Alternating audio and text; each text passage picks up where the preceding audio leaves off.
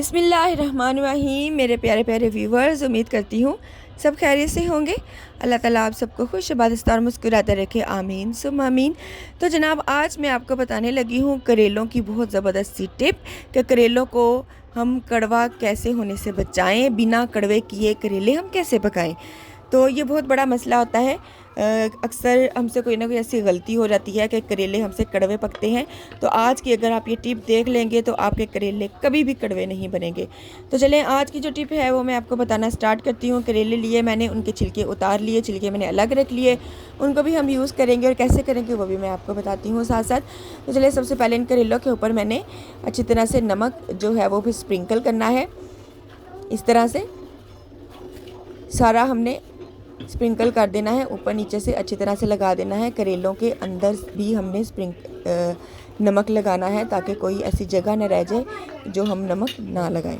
ये देखें, इस तरह से पकड़ के तकरीबन 2 टेबलस्पून के बराबर मैंने नमक लिया था और ये 3 पाव के करीब करेले हैं।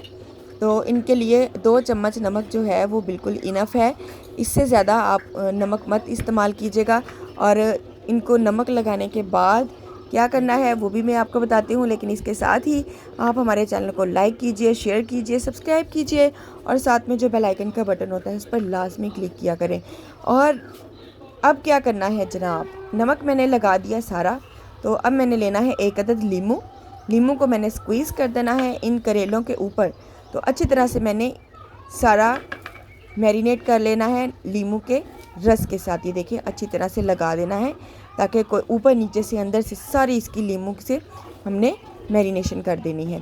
और मैरिनेशन करने के बाद हम इसे धूप में रख देंगे आधे घंटे के लिए, ताकि ये नमक और लीमू का रस जो है वो करेलों के अंदर अच्छी तरह से रच बस जाए, मिक्स हो जाए।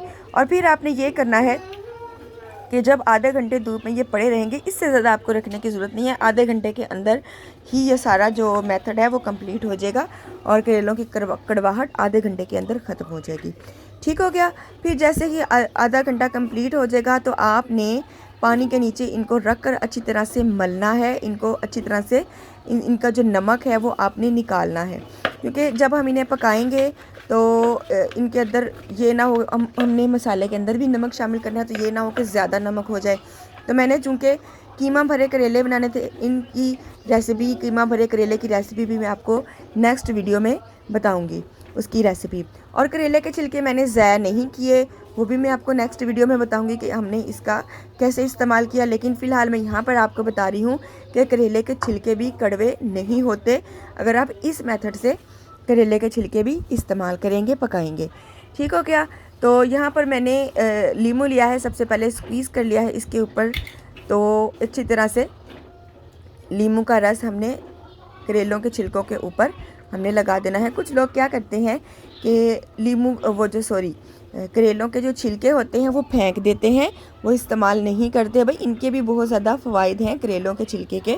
तो इन्हें हम अगर आप करेले ना भी शामिल करें, सिर्फ करेले के छिलके और प्याज टमाटर के साथ आप इनको पका लें, ये वाला मेथड ट्राई करके, तो कभी भी आपके करेले के छिलके कड़वे नहीं बनेंगे। बहुत मज़ेदार, टेस्टी, डिलीशियस और शानदार किस्म के करेले पकेंगे। तो लीमू और नमक को हमने अच्छी तरह से मिक्स कर लेना है ताकि लीमू और नमक अच्छी तरह से करेले के छिलकों में रच बस जाए, मिक्स हो जाए।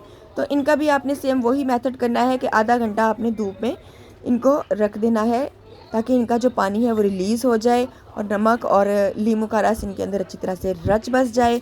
और फिर आपने इनको पानी के नीचे रख कर अच्छी तरह से हाथों की मदद से मिक्स करना है, मल लेना है, पानी सारा निकाल देना है। तो देखें, मैं इनको अब धूप में रख दूंगी आधे घंटे के लिए। इनका कलर कैसा हो जाएगा, देखिए, सेम ऐसा इनका कलर हो जाएगा आधे घंटे के बाद ही। कुछ लोग सारा सारा दिन रखते हैं, अभी सारा दिन रखने की ज़रूरत नहीं है, आधे घंटे के अंदर ये प्रोसीजर कंप्लीट हो जाएगा। इस तरह से कुछ इनका कलर रहेगा।